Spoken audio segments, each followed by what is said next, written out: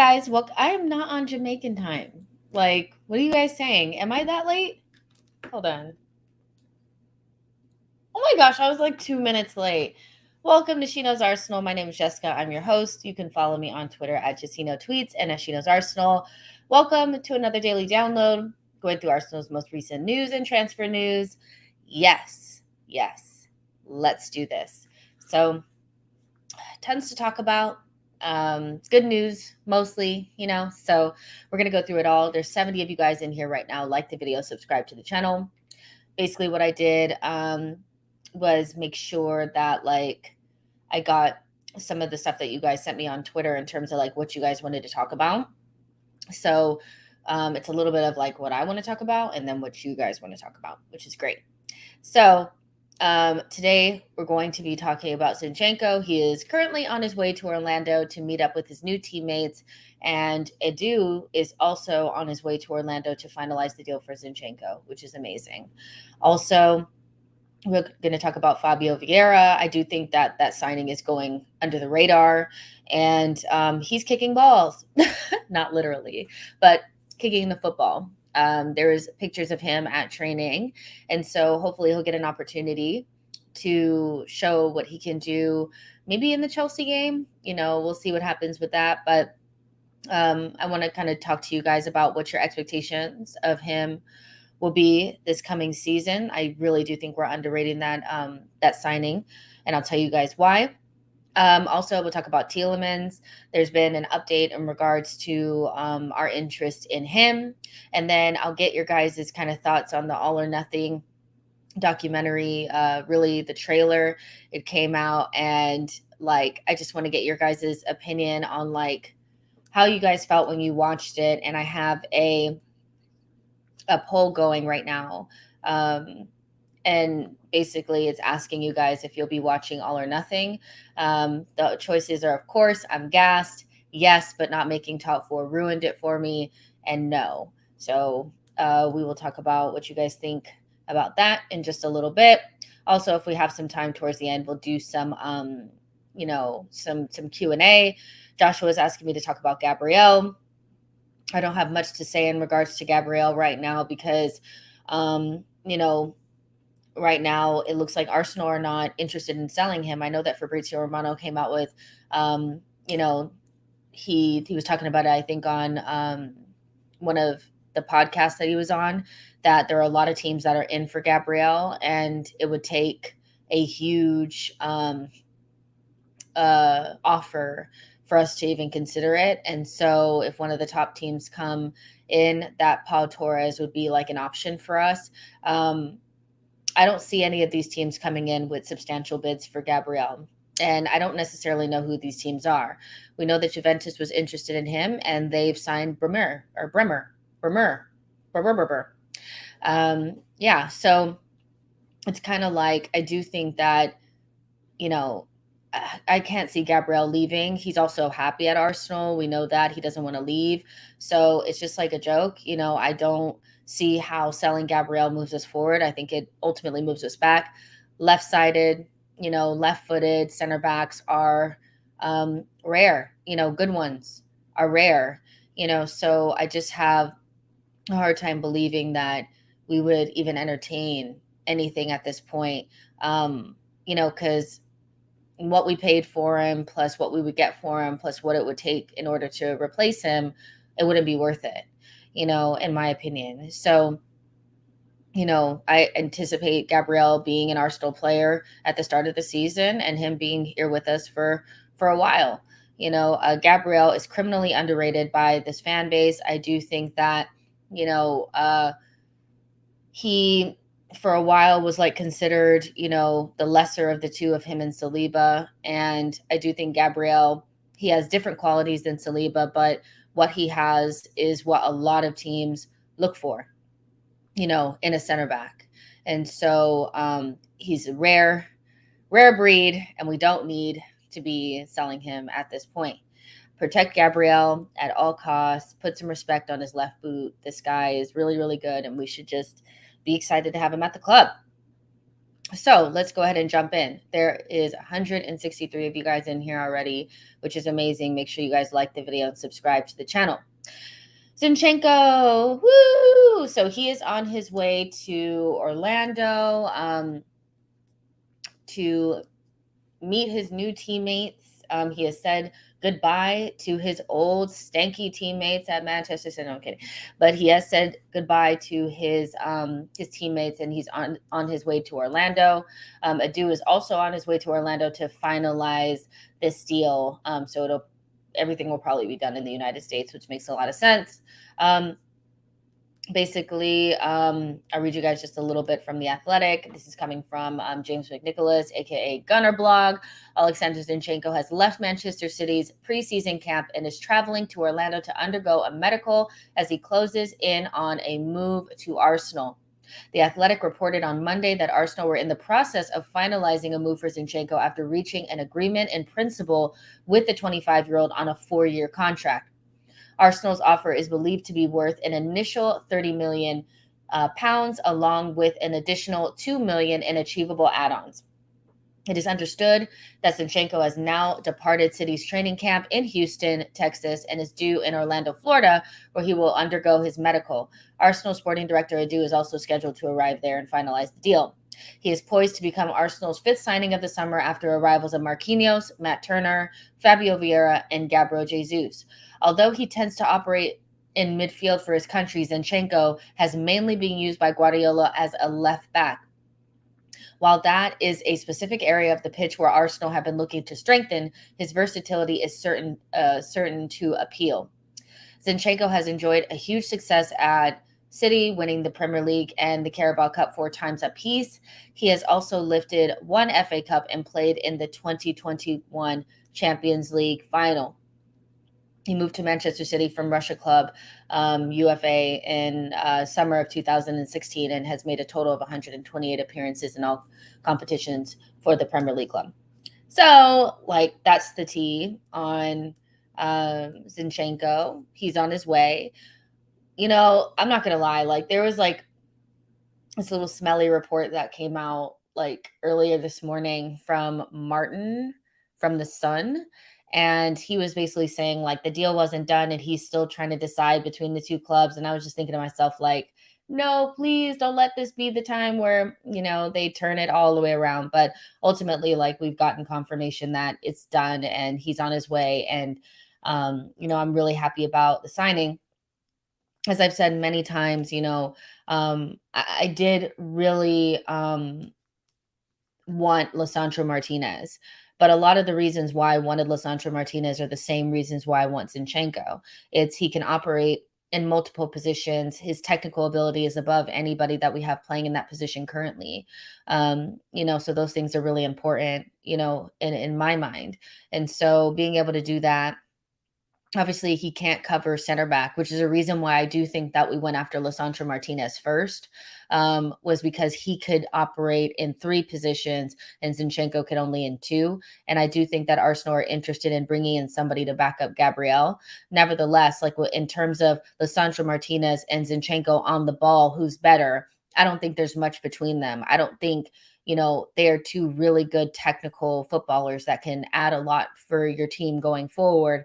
Lisandro Martinez is a better defender, but I do think Zinchenko, what he gives to you on the ball is so good that it's almost worth it. Now, let's not get it twisted. I do think people are making I think Zinchenko is a good defender. No, I don't. But I also don't think Tierney is an amazing defender, and we know Tavares is not an amazing defender either.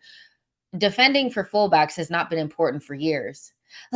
Everybody uses their fullbacks as some sort of auxiliary midfielder or auxiliary forward in order to bolster your attack further. Usually, one of your center midfielders drops into your back line and you use your fullbacks to gain some sort of advantage in attack. So I do think it's being overstated a little bit. I do think some people are maybe overplaying how good maybe Tierney is as a defender, because he's not a great one-on-one defender. Tierney works really hard, but Tierney's main thing is his crossing ability and his engine getting up and down the pitch. That is his superpower. So let's not act like we have great defenders on the left-hand side. Zinchenko is not going to make us better defensively, but going forward and what he can add in terms of like passing and his ball control, possession, all those types of things, his weight of pass, his vision, his creativity, those things are going to be very useful to us because he's probably going to play as an inverted left back. And so that's what I think that he's going to add to this team is just a level of technical security and creativity and vision that we don't really have in our team right now. And some of the clips that have been doing the rounds, a lot of the passes that he was making at City were going to Gabriel Jesus. So I do think they have like some sort of, at least like a connection, or they did there. So maybe that connection will show like at Arsenal as well, because they have some sort of like understanding. I do think that Saka will benefit from Zinchenko because he'll be putting in those balls from the left-hand side that will come in to the back post for Saka. A lot of the clips showed like Mahrez getting on the end of Zinchenko's balls, but then also when Zinchenko operates in midfield, what I like about what he does that Martin doesn't do as much is he puts in like the perfect final ball in on goal. And one time that stands out to me that I remember Martin doing that was against Leeds, where he put in like that perfectly weighted through ball into Emil Smith Rowe, and Emil ran in, had a perfect run, and then like half volleyed it into the back of the net. And I think Zinchenko has a little bit more of that final ball, a little bit more of that cultured touch right on the edge of the box. He's not afraid to be the guy to make the decision to pass it through, where I think Odegaard is kind of becoming more of a circulator. I don't think that that's a bad thing, but I do think that, again, in midfield, we kind of lack somebody that's going to get on the edge of moves and really kind of just like thread the needle in those situations. So I do think Zinchenko is going to add a lot to this team, but I want to ask you guys, what do you think Zinchenko will bring to this team?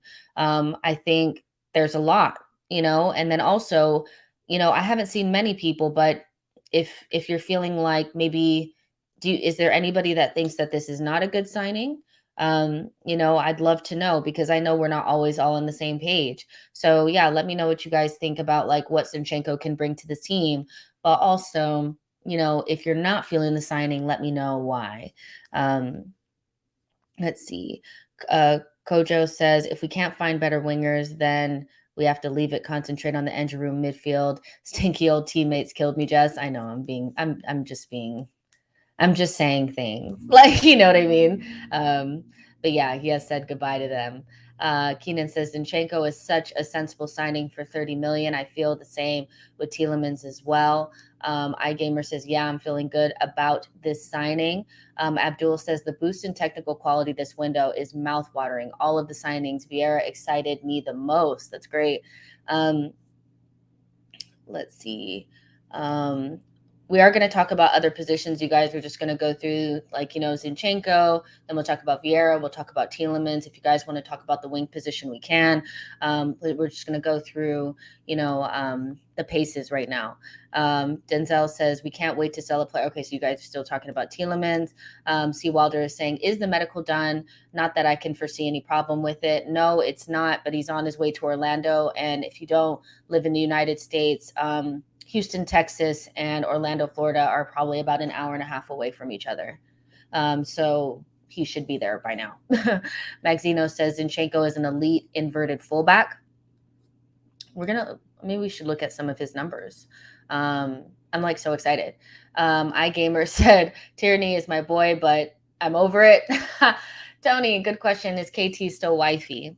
So KT is still like one of my favorite players on the team. I can't lie. Like every time I see his little face, I'm like, oh, because I love like his whole energy and stuff like that. And I do think that on his day, he's one of the best left backs in the league. I just think that he's kind of limited in what he can do. So when he's firing on all cylinders, he's one of the best at what he does, which is like getting past, doing that little shift, getting past his opposite number, and pushing it past them, and then getting in a good cross or a nice cutback or something like that. He works really hard on defense. Like mostly his hard work is what makes him a decent defender, but one-on-one, I don't think he's necessarily that good.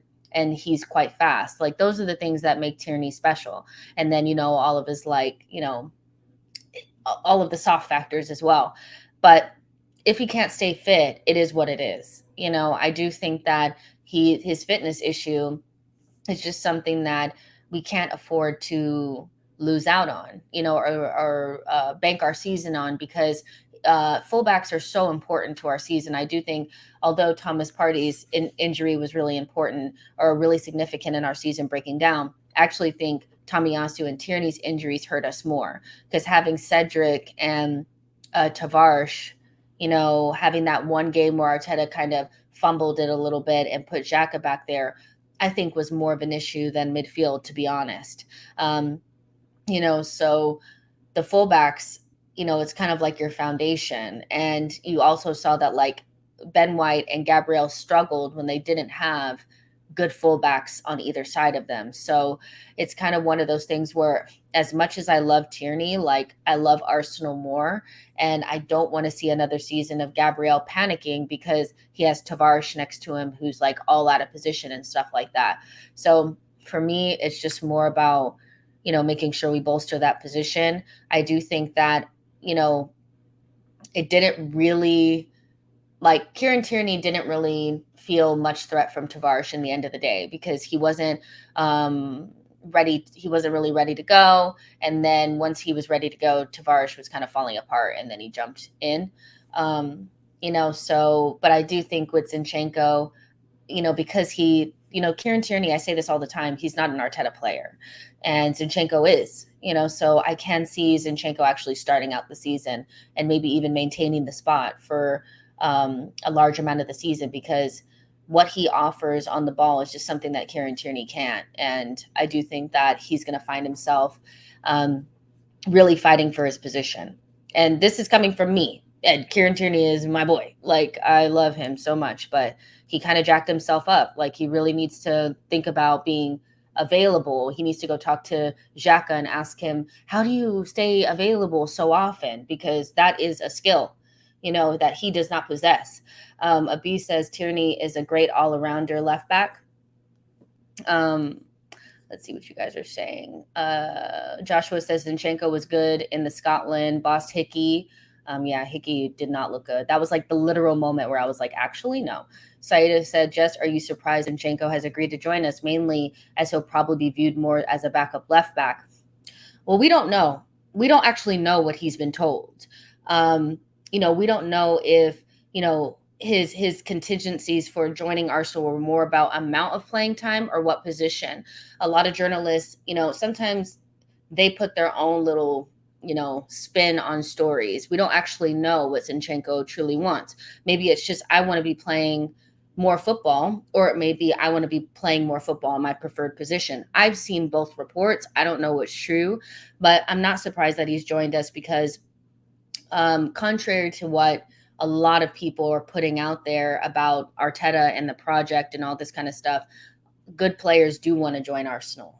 So the connection between Arteta being at City and being able to bring Gabriel Jesus and Zinchenko, him knowing the system that we want to play, knowing that he's going to be somewhat of a leader in the team, I'm not really surprised that he's going to join us. But the ins and outs of what he expects in terms of playing time and position, we don't actually know. But I envision him starting out as a left back, and because Kieran Tierney does not look like he's going to be fit to start the season, and then maybe eventually moving into midfield, as the season grows on. That's kind of what I see happening, but I'm just speculating here.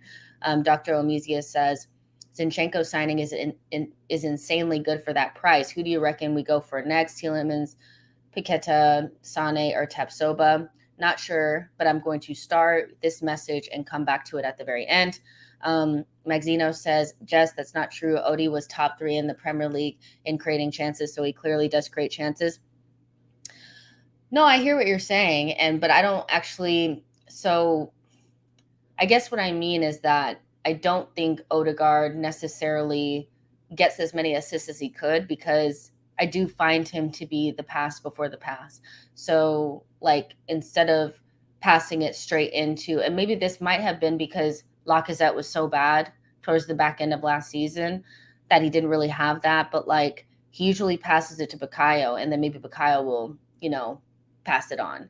I do think Odegaard sometimes needs to get pushed more forward and be kind of more on the edge of the box, slipping those balls through, versus being kind of like in the right half space and like kind of circulating a little bit more.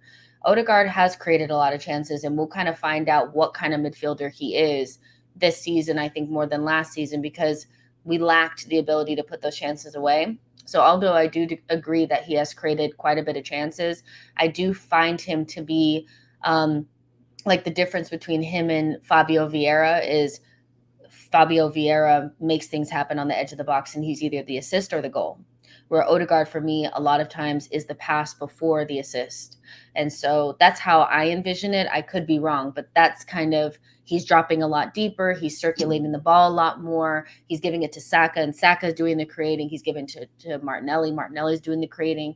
And we don't really get like that central creating that we miss, where you have like literally like a number 10 barreling down the center of the pitch and just slipping the ball in between a couple of defenders into the path of a forward.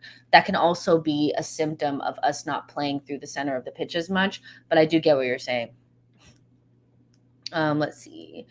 Troy says he's a good signing. Plus, he can play dual roles. Rather him than someone coming and don't know the league.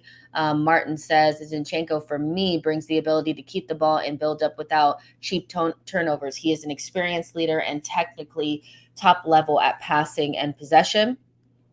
Yo-Yo says, I welcome Zinchenko as long as it means Xhaka sits down more often. Tony says, with Zinchenko and Gabriel Jesus, I think we're going to have an easier time versus the bottom half teams. Last year, every game felt close, and I don't like that. I think they'll help us break down low blocks a little bit more. Crispy Rice says, I think he'll get a lot of time at the 8, pushing forward a lot, but then covering Kieran Tierney when he goes forward. I would like to see the two of them play together and see what that looks like. Our cynic Gunner says, Zin brings quality in the left zone, left center mid, or left back.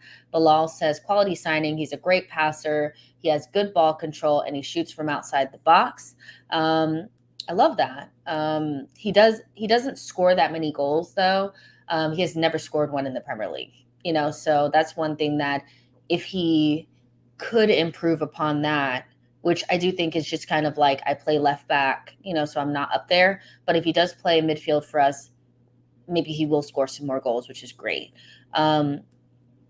C. Walder says this signing will be up there with Tierney's, will up Tierney's performances. Zinchenko is a genuine threat for his spot. Paul says Zinchenko's numbers are not great, does not assist or score much. Hopefully with more game time and confidence at Arsenal, he will do better. It also... So it's a lot of it has to do with how you play, and I do look at like Zinchenko, and I think, playing inverted fullbacks is much different than playing the way that, most Premier League teams play, where they have overlapping fullbacks. Tierney gets more assists and gets in the final third a lot more, or he did like the season before last, because he was one of our main creators. He was getting to the byline and trying to make things happen in the box. Whereas Zinchenko and Kyle Walker and Cancelo, they don't really overlap. They kind of stay pinched in and play more like midfielders, kind of like deep. And so I wouldn't imagine that they would be getting the most assists from those positions, if that makes sense. Zinchenko's used a lot in build-up. Like that's mostly what he's used for, is to like be kind of like a facilitator and be more like of a possession-based player. So although I do agree with you that his numbers are not great in terms of goals and assists, if your job is not to get goals and assists, you can't really be kind of like looking at the player like that. Now, if he's playing in midfield as a number 8, then I would expect him to maybe contribute a little bit more in that respect. But I do think the way that City plays, like it's not really up to their fullbacks to get those goals and assists all the time. Like it's really those 8s, and those wide forwards that are doing a lot of the work. But I hear what you're saying. if he's playing in midfield, I do expect, more. Let's see. Abdul says KT sharing minutes will improve his injury record. His load can be properly managed by having someone to play in his stead. People are telling me to check Yuri Tielemans' tweet or something like that. What am I checking here?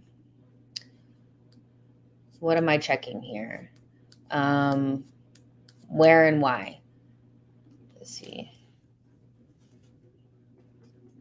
I mean, I did see something about Brendan Rodgers was going to talk to him and see like what his plans are, and that it was more likely that he would stay.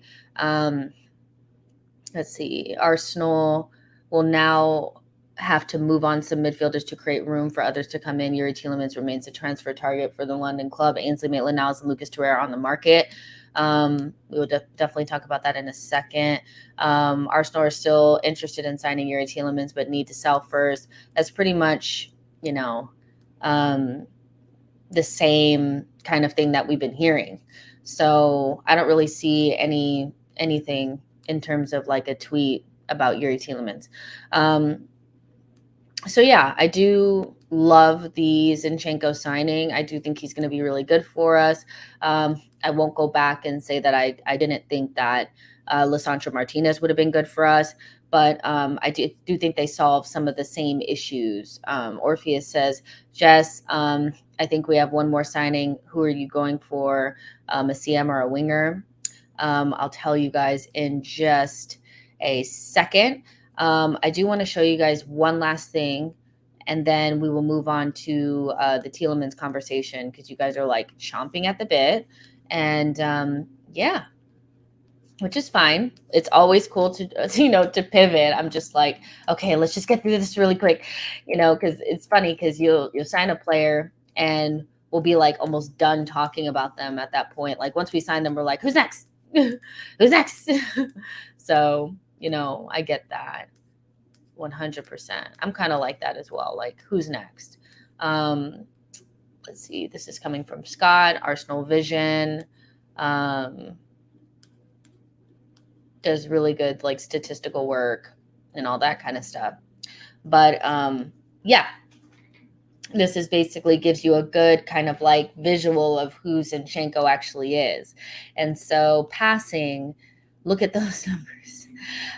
Goals, like he's in like the 90, like high 90s percentile in every passing metric that there is. Progressive passes, pass efficiency, pass completion, passes, pass attempts. Like he's a passer, like that's his jam.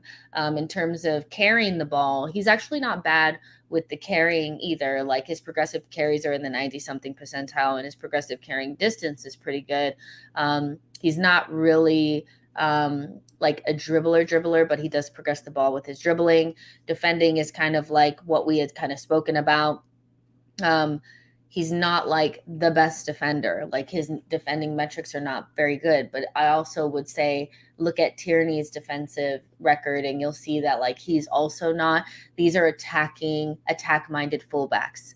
Most of them are not well-rounded like that. With his shooting, he's actually shoots the ball a lot. He's 80% of the time on target. So, I mean, he does like to shoot the ball. Receiving, he receives the ball a lot. He has a lot of deep touches. So it's kind of like he's somebody that's very active in buildup. You can tell that he touches the ball a lot when he's out there on the pitch, and then creating like 93rd percentile in shot creating actions, open play, key passes in the 92nd percentile. And this is compared to fullbacks, by the way. Open play, expected assists in the 87th percentile, 98th percentile in assists. So it's just very clear, like kind of who he is and what he's going to add to our team. So I just wanted to show you guys that. There's 560 something of you guys in here. Make sure you guys are liking the video and subscribing to the channel. Let's kind of just skip forward really quick and talk about Yuri Tielemans. Arsenal need to sell before buying Tielemans. That's kind of the word on the street. It's the word on the street really about that. You know, I do think that like this is a numbers thing at this point. Um, if you think about, the amount of midfielders that have come back to us, we have Ainsley Maitland-Niles, like they said, in Torreira. So maybe we do have to go ahead and sell those two, move those two on, because right now they're a part of our team and Tielemans is not. And we can't have 30-something players in the first team. So, we've gotten Zinchenko, we've gotten Vieira, we've gotten Matt Turner, and we've also gotten Gabriel Jesus. And so now maybe outgoings are going to become kind of important at this point. The key decision makers at Arsenal are essentially all in on him. When you talk to people around the situation, they make clear there may have to be a departure first for Tielemans to come in. That's coming from David Ornstein. Now, this is coming from Lewis Oldham, 99. I don't know who he is, but I will click on his profile. He's a journalist for F365. And so I don't know anything about him, but he wrote a story basically saying that Brendan Rodgers will hold talks with Arsenal target Yuri Tielemans this week, and the odds are increasing that he will stay at Leicester City. I mean, that's kind of like a very easy conclusion to make. The longer that he stays, the more likely that the longer that nobody comes in for him, the more likely he is to stay. So with this, I don't think Tielemans was a priority for us to get done early on in the window. We've went for other targets, but like now we need to move players on, especially in the midfield positions, because right now we got El Neni, Partey, Sambi, Xhaka, Odegaard, Vieira, and Torreira and Maitland-Niles. That's like 8 midfielders. So 2 of them got to go maybe. And so we'll be waiting to see what happens with Torreira and Ainsley Maitland-Niles, 2 players that I'm not quite sure people are saying that they're interested, but they may not be willing to actually put some money down, for them. Fabrizio Romano, this was yesterday, said interest is still there, but Arsenal now have different priorities. They have never submitted a proposal. Arsenal are waiting and waiting and waiting.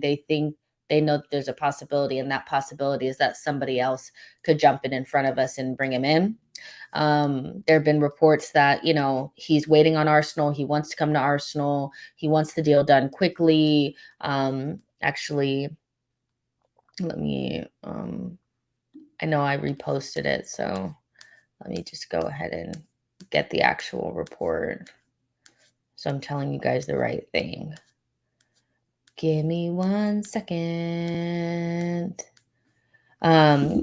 Arsenal have firm interest in Tielemans and the key decision maker. So I said that part. There was another one that I had that had said that he wants to come to Arsenal, but he wants the deal done quickly. I can't find that, but if he's itching for a move, I'm sure right about now he's like, okay, you guys are buying other people. What about me? And so I wouldn't want to be Tielemans right now, or maybe I would because he's like a professional footballer or whatever. But like, in general, like I wouldn't want to be him sitting around watching us like, buy other players, and then he's just kind of sitting there, right? There's 600 of you guys in here, like the video, subscribe to the channel. So yeah, basically, I don't know if we actually have to sell midfielders or we just have to sell some players, but that's what looks like the holdup is. So yeah, like we got to get it together. Let's see what you guys are saying. George 1 foot says 6 weeks ago Tielemans was your number 1 target. Yeah, he was, but we moved for other targets as well. And so, I don't necessarily feel like that means that we won't still go for him. But I know Leicester fans are like kind of waiting because you guys also are not able to really move in your window until you guys sell. So yeah, I mean, I think we're probably in a decent position right now. Yo-Yo says deadline day or final week sale. Let's see. It seems like a lot of people have kind of changed their feelings on Tielemans though, because a couple of weeks ago it was very much like I don't want him now. Now it's kind of like, oh, now I want him. What's changed? Is it just that we want to make sure that we get a midfielder? It doesn't matter who. There's a lot of people. It seems like they've changed their tune on it. To be honest, let's see what you guys are saying here. Let me see this Instagram post that you guys are talking about. Hey, Instagram is playing with my life. Hold on. Let's look it up while we're sitting here. And if it's something about him just like there at practice, I don't want to hear it. Oh, because he said he's preparing for the new season. Okay, so let me talk to you guys really quick. Let me put this down. Yesterday, or like 2 days ago, Zinchenko did an interview for Manchester City and was talking about the preparations that they need to do for next season, how he's excited to play against Bayern and meet up with Leroy Sané again. Like, that doesn't mean anything. A post about them getting ready for next season, that means absolutely nothing. So, yeah, like, I just needed you guys to see me in the eyeballs. Like, come on. I know you guys don't think a post of him saying getting ready for next season it means anything about his future. So just got to keep it real, y'all. All right. So yeah, let's see. Crispy Rice says, I want Tielemans. More depth is best. Mr. Smith says, we need two more midfielders, one CDM, one attacking. Onana and Savage would be my choice. Let's see. ET Gaming says, I'm very excited until the Premier League starts. Yo-Yo says, I want Premier League proven players to ensure Arteta has no wiggle room come May. Fair enough. Ivy says, I want Paqueta instead. Denzel says, I swear down, if Arsenal FC don't sign him, then I don't care how much Milinkovic-Savic is. We need a midfielder. Nashville says, I still prefer Paqueta, but I'm okay with Tielemans now that I know that we have an inverted left back option. Just Sheldon says, when a deal can be done easily, Arsenal will drag their feet once Man United don't decide to buy him, or Newcastle. iGamer says LCFC won't sell him on deadline day. Zach 10 says, simply put, it doesn't make sense to leave a priority signing until the end. Well, it just depends on how the priorities have shifted. You know, I really did think that like the Vieira signing and then us going after Lisandro Martinez was a little bit like, wow, like Arteta's priorities may be a little bit different than what we thought. Because once they bought Vieira, it was kind of like, okay, we have another attacking midfielder. Xhaka's not going anywhere. We have a lot of numbers in midfield. We just don't have enough quality. And so, you know, I do think that like this transfer market is fluid and things do change. You know, I think our no matter like undisputable number one target for this window was Gabriel Jesus. But I was really surprised at how hard we went for Lisandro Martinez, knowing how expensive he was going to be and how quickly we switched over to Zinchenko like that. This left-sided defender kind of position, I think, is, from what I'm seeing, was actually a bigger priority for the club than Tielemans. You know, but nevertheless, we do need a midfielder. Like, you know, as much as I like Zinchenko and I do think he's going to play there, I still feel like we need something more in that position. Then you also have to think about the idea that like we went after Rafinha. I know that like, you know, the club tried to kind of distance themselves from it, but ultimately we didn't think Barcelona had the money, and that's the opening that we chose to try to take advantage of. We were about to try to spend like 50 million on Rafinha. So, you know, if it comes down to it, Arsenal may have an attacking, you know, an attacker that they're looking at that's going to cost a certain amount, and maybe, you know, the money that would come for Tielemans is no longer available. Now we have to sell in order to bring him in, because going after Rafinha and going after Lisandro Martinez showed me early on in the window that getting a left-sided defender that could distribute the ball and play inverted and also play midfield and also a right-sided attacker or just another attacker were more important than getting Yuri Tielemans. So the money that's sitting around may be there for an attacker. And so that's where we need to sell first comes in. Because if you need to sell before you buy somebody, then they're not as big of a priority as maybe we once thought. And everything shifts, they may feel like they have enough midfield coverage with what they got, and Tielemans is kind of like an extra signing at this point. I don't agree. I look at our midfield and I just think we're one injury away from not being able to kick a ball. But, that's just me. I just don't think we've ever addressed midfield properly. Tony says Adu is a troll. Forced the Vlahovic transfer early, doubled the price for Martinez and Rafinha. If we finish this window strong, I'll be Adu. And Mr. Smith says, get rid of Marie, Xhaka, Ainsley Maitland-Niles, Nelson, Pepe, Torreira, and Bellerin first. Off, loan Sambi and Tavares. That's a lot. Out of those players, I think Marie will go, but on a loan. Pretty sure Xhaka will stay at this point. Ainsley Maitland-Niles will go. Nelson will go. Pepe will go. Torreira will go. And Bellerin will go. I did see, a report about Bellerin that, now that they've sold somebody to Nottingham Forest, they want to buy Betis want to buy Bellerin, but they want to buy him for as little as $4 million. So we're not going to get much for him. So just be prepared that I think these players that we're looking at here, besides Pepe, if they're going to fetch a fee, it's going to be in the one digit. 6 million, 4 million, 8 million. It's going to be around that. Just Sheldon says we have 34 players besides Walters in the U.S. We do need to sell at least 6 or 8 of them before the start of the season or end of the transfer window. Exactly. So I do think selling is going to be important right now, and that there's probably a chunk of money sitting there, but that's for an attacker. I do want to let you guys know that, I did see that, Moussa Diaby said something about staying at Bayer Leverkusen. A lot of you guys have been talking about him in here as an attacking option. I never really believe what players say. Agents, players, coaches, directors of football, all that, owners, all that. I don't really believe what they're saying during the transfer window. I just think people say any old thing. But, I still don't view him as a 55 million pound, signing that's going to really move the needle for us in the front line.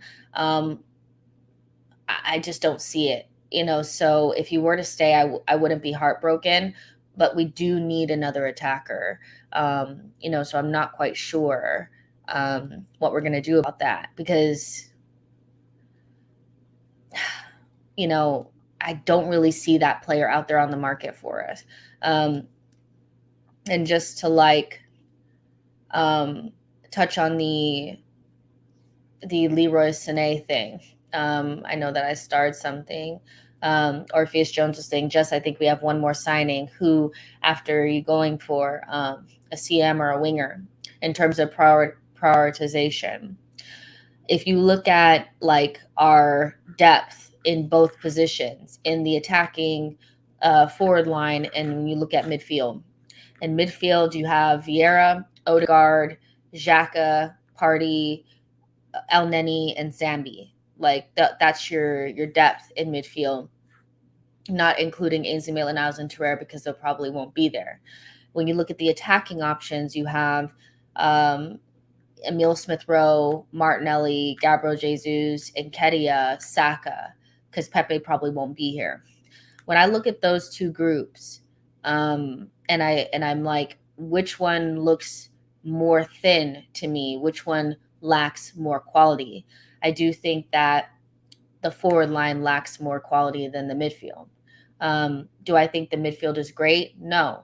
But as much as I love Saka, Emile Smith-Rowe, and Martinelli, they're still young, and they're still going to struggle this next season to be able to come up with the goals. So for me, another attacker, I probably would prioritize over a midfielder. That being said, I will be disappointed if we go into next season without at least one more midfielder that can play at the base of the midfield because of, Thomas Partey injuries. Sambi just does not look ready at all. I don't want to be reliant on Granit Xhaka. So I think of course, I want the club to go after both. That's the ideal situation. But if they can't go after both, I would say that when I look at those two groups, the forward positions and the midfield positions, I do think that the forward positions are, if you compare them to our contemporaries. So if you look at like our front five, Saka, Nketiah, Gabriel Jesus, Emil Smith-Rowe, and Martinelli, and you put that up against Richarlison, Kulusevski, Son, Kane, Mora, like them, we're not like really anywhere near that. So an attacker for me feels a lot more like it feels like something we need to go and get. But the midfield signing is so obvious and in our face because you could bring in Paqueta or Tielemans. The winger signing is not as obvious to me, and that's where it becomes a little bit trickier for me at this point, because I'm like, but who are you going to get that's actually going to move the needle? Morris says left wing, we've got Marquinhos. He's not ready. He's not ready for me. Ashino's Football says El Neni stealing a living. What a smile. I mean, I think at the end of the day, Cedric, Holding, El Neni, like these are the culture guys, right? And you just have to kind of suck it up. Greeny Man says, what if Jesus got injured? Exactly. Like, I do think that, like, if Jesus gets injured, we're fucked. Like, excuse my language, but we are. Like, that's just, we're in the exact same position that we were last season. And I know people will say, but they're going to get better. But are they going to get better enough for us to increase our goal output by 15 to 20 goals? We do not score enough goals. So when I look at it and I'm like, okay, if Thomas Partey was to get injured, could I create a midfield that I feel comfortable with, that could pass the ball? Maybe. Put El Neni and Xhaka and Odegaard in there, see what happens. Maybe drop Vieira in there, see what happens. But when I look at the forward line, if I'm like, if Gabriel Jesus gets injured, do I feel confident that that group is going to score goals? I don't. So I do think the attacker is what I'm really looking at, even though I want us to bring in Tielemans, because still there's still some issues in midfield. There's still gaps. Let's see. Lionide says ESR needs to step up. The team is evolving without him. He needs to stay fit. That's the reality. Joshua says, but I want us to win. I couldn't care less about Mikel. I just want to win. Y'all are just talking to each other. Orpheus says, I agree. Left wing needed. Martinelli, ESR off the bench. Market for attainable wingers is dry, though. Exactly. That's just...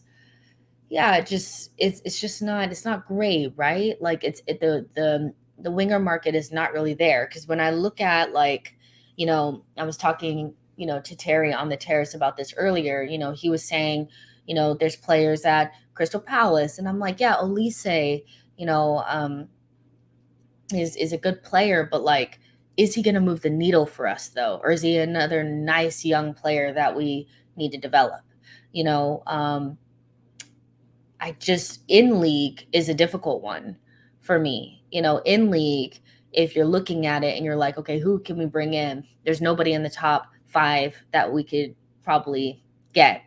But you look below that, you have like Pedro Neto, you have Harvey Barnes, you have Pedro Neto, Harvey Barnes. Those are like the main 2 that I would say that we would maybe look at. Bowen, but I have a hard time believing that West Ham would part with Bowen. Ismaila Sarr, I still think he's another one that doesn't necessarily improve you, but would give you decent depth. O'Malley says Jared Bowen. Zaha in the left wing would be a threat. I just feel like that ship has sailed, but I understand that. Trossard, but if we got Trossard and he'd, like, the last time I saw, like, Brighton were willing to sell him for 15 million because he's in the last year of his contract. Would that allow us to put more money into midfield? Maybe, maybe that's the trade-off. Kirby says, Alan St. Maximum, kill me now.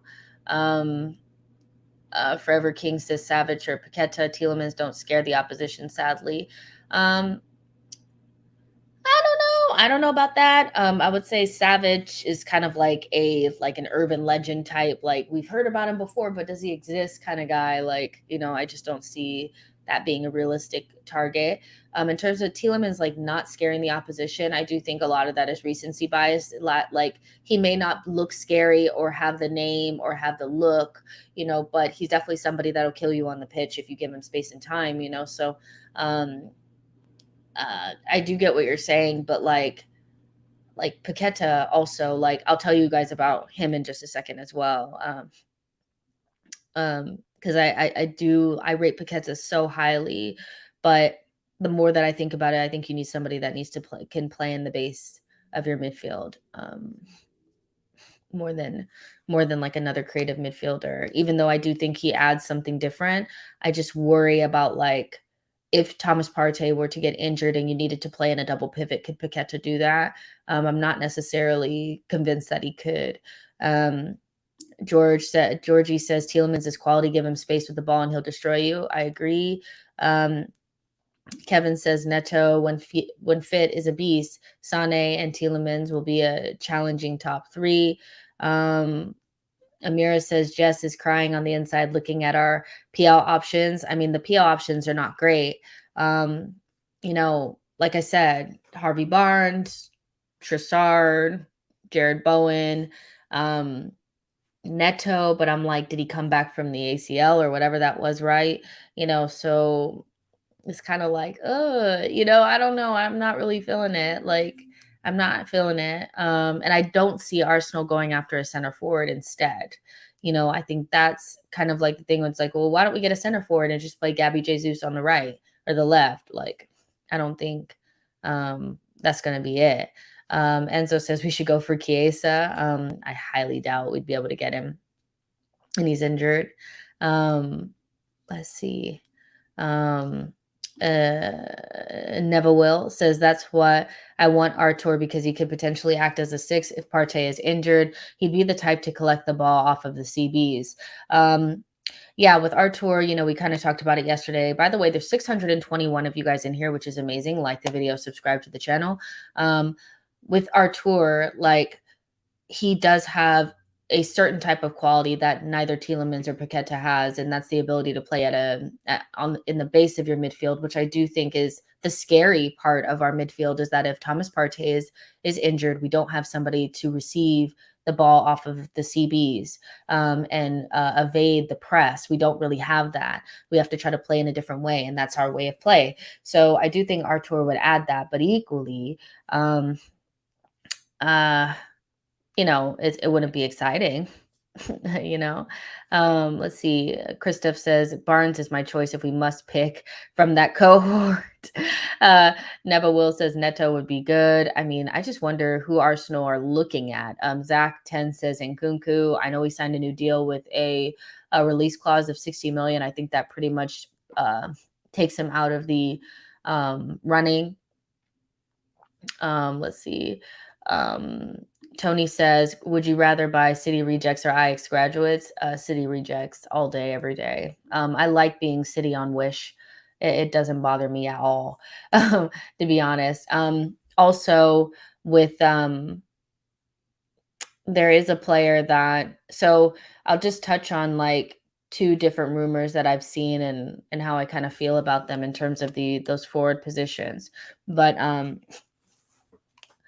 with Sané, I haven't seen a reliable link or a reliable report, of it, even though a lot of people are talking about it. I know there's a account called London Highbury that claims to be in the know. This is also somebody that told us that Rafinha was like done and the medical was happening like next week. So he's putting out this information saying that it's an unreported report. But other than that, I haven't seen anything on it. I know that Build said that like Arsenal are interested in him. And then Ben Jacobs also said that we were interested in him. But, you can be interested in someone and, them not be interested in you back. And I'm just looking at Sané's situation at Bayern Munich, and I'm like, with Lewandowski leaving and them not looking like they're going to bring in another center forward, are they likely to move him on this summer? I'm not sure. They have Gnabry now, they have Mane, they could have him and Kingsley Coman and Musalia. So, I mean, I do feel kind of like this is something that we've kind of made up in a way. We put two and two together because he used to play for Manchester City, so we can get all the Manchester City players. And I don't necessarily feel like there's anything there. I have to be really, really honest. Now, is he the type of player that you would pay 60 million for and maybe forego a midfielder? Yeah, probably, because he'll move the needle. Quite similarly to Gnabry, he would move the needle. I just don't see this one happening or materializing. I have to be honest. The other one that I saw was Leao from AC Milan. I think he would be another game changer for us because he's so different than the players that we have. He's tall, he's really fast.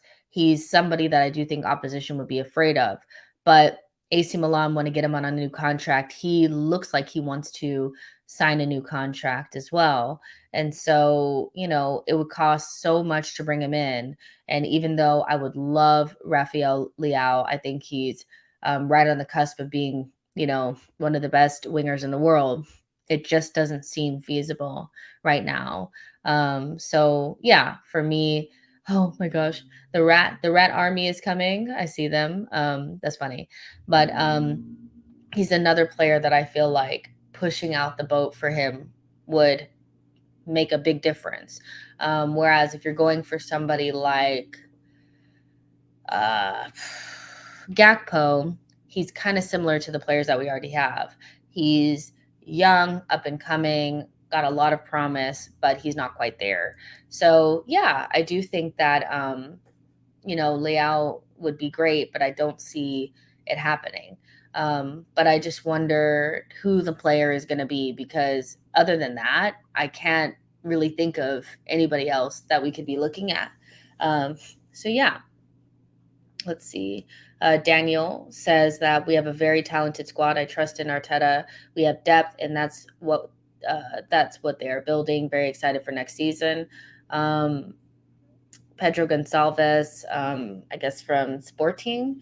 I think he's like creative midfielder that scores like a crap ton of goals, right? Like I don't know much about him, but like maybe that would be an interesting signing, I guess. Zach 10 says, is there a level of player below Leao and Sané but moves the needle? No, that's the problem. Like that's the problem. I mean, unless I'm like really underrating like the Harvey Barnes and these types of guys, I don't actually think so. And that's my issue with it all. So yeah. But again, I do think that I think the attacker is so important because we're still not going to be scoring enough goals. Like I can already feel it. So yeah, we'll see what happens with that. But there's 620 of you guys in here. Like the video, subscribe to the channel. Just really quickly, like before we get out of here, I do want to touch on a couple of other things. Fabio Vieira is kicking the ball now, which is great. Hopefully we'll get to see him before the end of the preseason. I would love to see him. But he's now kicking the ball, which is great. Obviously, like him coming in injured is so like typically Arsenal. But what I will say is that I do think that this signing is going very, very under the radar in terms of how good he's going to be for us. Just like Gabriel Jesus and Zinchenko, the technical quality is on another level for Fabio Vieira. And Edu said it best, like probably like Odegaard is probably the only player in our team that has a similar quality, but he has different characteristics. And if you guys, I don't know if you guys are in America or not, but I'm sure most of you guys are not. But on Paramount Plus, you can still watch the old Europa League games. And I went back and I watched Porto play against Lyon because, kill two birds with one stone, watch Paqueta and Fabio Vieira at once. And so I believe it was the Lyon home match in the tie, which Lyon ended up going through. But Fabio Vieira played, I think, the entire game, and he ran the game. He was the best player on the field, and it wasn't even close. Porto played really well, but a lot of that had to do with Fabio Vieira. And what I noticed about him is just like he just has the picture in his head. He has the vision. He has the ability to put that special touch on the ball. Like, I think he also had an assist in that game. Like, the guy is really, really good. Like, I actually think we're underrating this signing a lot. And I did find it interesting, in one of his interviews saying that he liked Emile Smith-Rowe and Saka, but Odegaard and him are very similar. So do you guys think that Vieira will push Odegaard? Odegaard is set to be our captain, and a lot of people do believe that if you're captain, you'll never be dropped. But if Vieira and Odegaard kind of play in similar positions, do you envision them playing together? Do you envision Vieira pushing him? Because he's not like some, young player that's going to need a bunch of time to get up to speed. Playing against Lyon in the Europa League, that's grown up football, and he wasn't getting thrown around like a rag doll.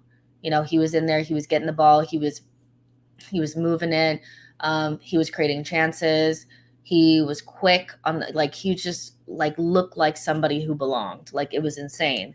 21 years old, running the game. He looked way better than Paqueta. And you guys know how I feel about Lucas Paqueta. So yeah. She Knows Football, thank you so much for your super chat. I really appreciate it. Saying self-proclaimed rats laugh out loud. Don't they know what a rat is? So fitting. Yeah, I don't even understand like the whole rat thingy, but that's your guys' thing. Saksham says Jesse also assisted against Liverpool. Christoph said Vieira and Odegaard will sharpen each other. Iron sharpening iron, as they say. Remember we were talking about that? I was like, knives sharpen knives, same thing.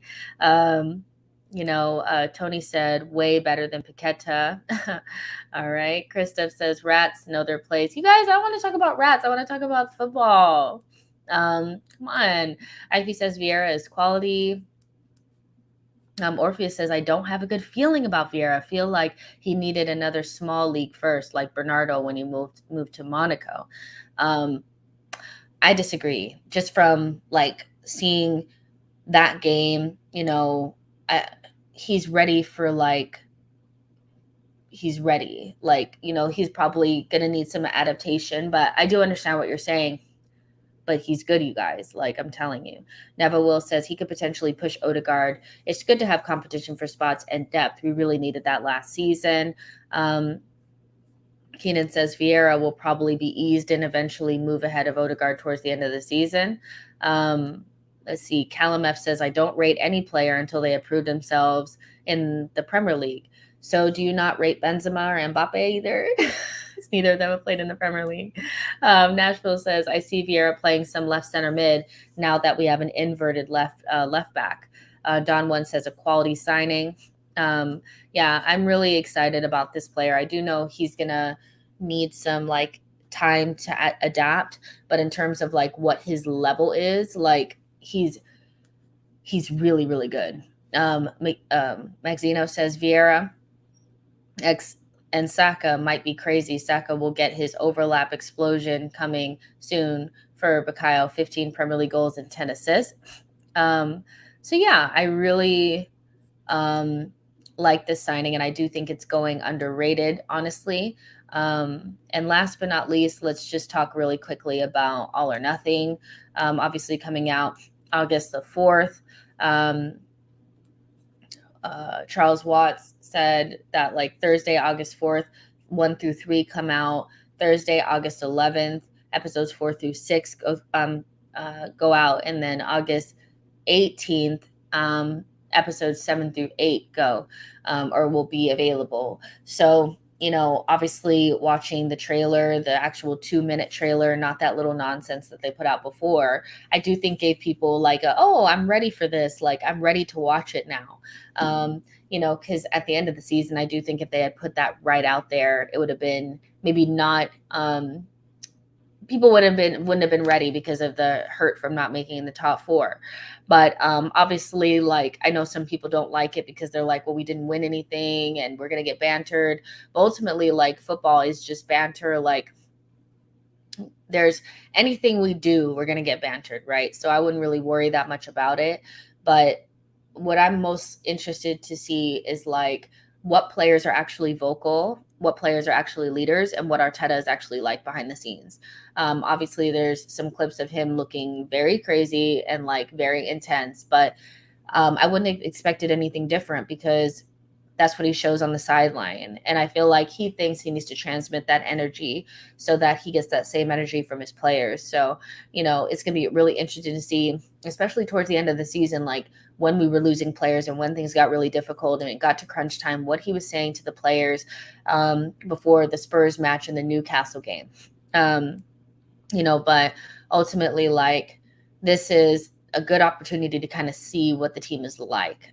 That's what I really enjoyed about the other All or Nothings, especially the Manchester City one and the Brazil national team one, is that you got to see more of the personality of the players, the things that we don't really get to see, and so we'll get to see more of that. Do I think it'll be zhuzhed up and dramatized a little bit? Yes. We'll get to see kind of what happened with Aubameyang. That'll be interesting to see in terms of him losing the captaincy and leaving the club. And then I also need to see what was going on with Cedric and Lacazette because they look like they were throwing hands.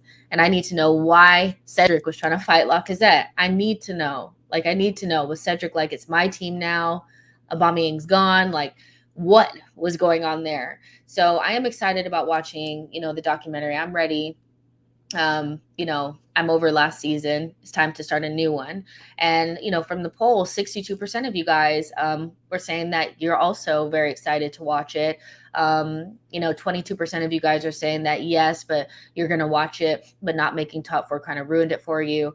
And 16% of you guys said no, you're not going to watch it. So, which makes sense as well. Like, I don't expect every single person to watch it, but I really am excited about the documentary and to see what the players are really like. Again, this is one of the most likable groups of players that we've had in a long time. So it'd be interesting. I can't wait to see it. Saksham says both dead players fighting each other. I mean, I just need to know. Amira says I'm someone who loves the behind the scenes stuff. It's fascinating to see how the players interact off the pitch and who or what the unexpected romances are. Yes, like that's what I like to see as well. Like, I'm perfect for this type of stuff because I eat up all the content. Hakum says, let's be real. Everyone is watching the doc. Let's not kid ourselves. Exactly. Let's see what you guys are saying. Wayne says, Cedric, it's my team now. I mean, what could he have said to Lacazette? Like, like, Aubameyang's gone, you're finished here. Like, I don't know, like, what he could have said, but it's just funny. Tony says, it's an interesting insight behind the scenes. Wouldn't my club doing it, though? Your club will do it. Newcastle will do it eventually. Like, I'm sure they'll get Newcastle with what what you guys are doing. And first of all, everybody would want to see Newcastle. Maybe not you, but I would be very interested to see Newcastle behind the scenes. So I do think you guys will get got eventually. And I wouldn't be surprised if they try to get Manchester United soon as well with Ten Hag. But yeah, like, it's not, you don't want all your dirty laundry, out there in the streets. But ultimately, like, I just love seeing more of the players and what they're about, especially Arteta, because I feel like there's a lot of preconceived notions about who he is. I do think he's quite serious, but I would like to see if he has like a funny side, so that's, I am looking forward to it. Aaron says Ainsley Maitland-Niles can do exactly what Tommy does in the right back role. I prefer him to be Tommy's backup as Ainsley Maitland-Niles, especially now how injury prone Tommy is. I think that ship has sailed for Ainsley, but if he was interested in it, I wouldn't mind seeing him there. Daniel says overly excited to finally get a real insight into the process. Exactly. Let's see.